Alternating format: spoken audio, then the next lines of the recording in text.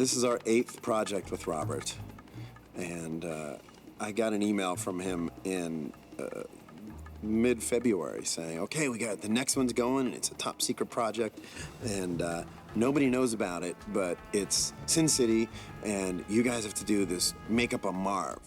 So I was delighted at the challenge and delighted at the opportunity to create Marv and to create Yellow Bastard and design Hardigan's makeup and Jackie Boy's. And the idea always was to try to capture the spirit of Frank's drawings. And we really used Frank's drawings as our initial makeup designs. So we did a scan of Mickey's head, and we created 5 different prosthetic looks because we weren't exactly sure. We had 3 weeks to build the makeup for the first segment. What sort of turned the light on for me was Frank did a drawing of Marv's profile, and you see his forehead and his nose, and then nose cuts in, but if you continue drawing a semicircle, his chin literally is in line with the semicircle. So he's like, this is the way it works. And he pulls out a piece of paper and he does a quick sketch. And he sketches Marv's profile and he draws a little semicircle and he goes, that's classic Marv. And I looked at it and went, great, all right, now I know what you want. So we built out his chin, we accentuated his nose in this area, you know, the bridge of his nose. And that was the one we ended up going with. You might say I've been working my way up the food chain. So Frank really knows these people intimately. So we really had the luxury of designing the characters and going to Frank and saying, what's most important about this? And he would say with the Marv, it was this. With Hardigan, it was the scar. And we designed the scar. And he was really specific about it. That's what we all benefit by having Frank on set, is because Frank can say, this is what is important to these stories.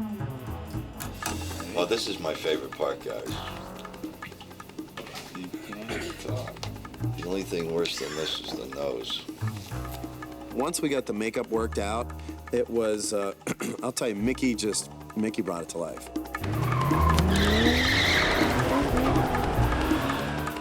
Goldie. I was stunned at how they were able to translate drawings into reality. Not just to make someone resemble my drawings, but the way they were able to do it in such a way that people could act right through it. But we did the makeup in a way that it looks believable.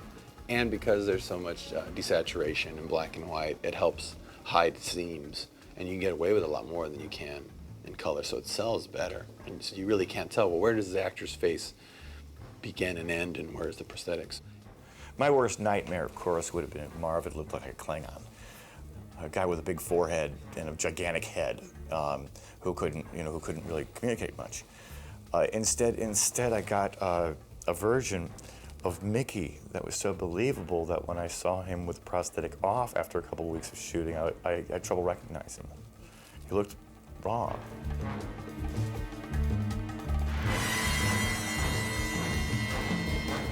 Each of the 3 Sin Cities has a monster, and Greg and his crowd, they have their hands all over each of the monsters. With Benicio, that was one of the first times I can ever remember where an actor came in for a head cast and looked at the prosthetics and said, I want to look more like the guy in the book. I think I need more. And I said, listen, let's square off your chin a little bit. Let's give you a longer, thinner, more Roman nose.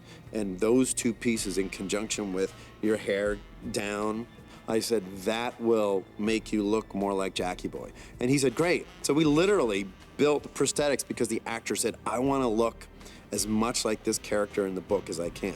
Well, I'd love the makeup on Benicio to turn him into this character. I mean, one of the things is that they're actually just literally sculpting the characters so they look like the characters that are drawn. So it's not Benicio, it's Jackie Boy, all right? You can really like throw curveballs at them. You know, like, hey, we want smoke coming out of my throat. Well, we said that at midnight the day before. We shot the scene, you know, at 9 o'clock or 10 o'clock in the morning when we started. The rig was already there, and they're on their toes all the time. And he looks so good in the makeup that I forget. It's not that I forget that he's Benicio, I forget that Benicio doesn't look like that. We developed a sort of a unique technique of using fluorescent activated makeup on top of the scars and within the blood, so that when they shot things black and white and they would key a fluorescent light, they could then use the information from the glow of the blood or the scars, and it would kick. So when you see the movie, the blood isn't going to be red in a couple of the segments. It's going to actually glow like it's white, as if it was drawn in a comic book panel. Recognize my voice, Hardigan? You recognize my voice, you piece of shit cop? The most ghastly by far and away is that yellow bastard. And his portrait of this mutant narcissist, I think is genuinely terrifying. We created a variety of like 4 or 5 different full-size makeup busts. So he picked the design that he liked. We got our actor, it was Nick Stahl. We had 8 days to do a full head prosthetic, which was a whole bald head, cheek pieces, nose, forehead, ears, and then once we glued all that on, then we flocked real thin beard stubble and real thin hair on the makeup. He's just this like hideous creature, and he's covered in prosthetics. I mean, it's kind of this sort of, you know, gritty urban kind of myth that he's sort of recreated by science, by his father, you know, and he's got these like horrible side effects. A little old for my taste, but I can forgive that just this once. The other challenge was because in that particular episode, he's the only thing that's in color. In each segment, there's one color that we sort of is saturated into the black and white.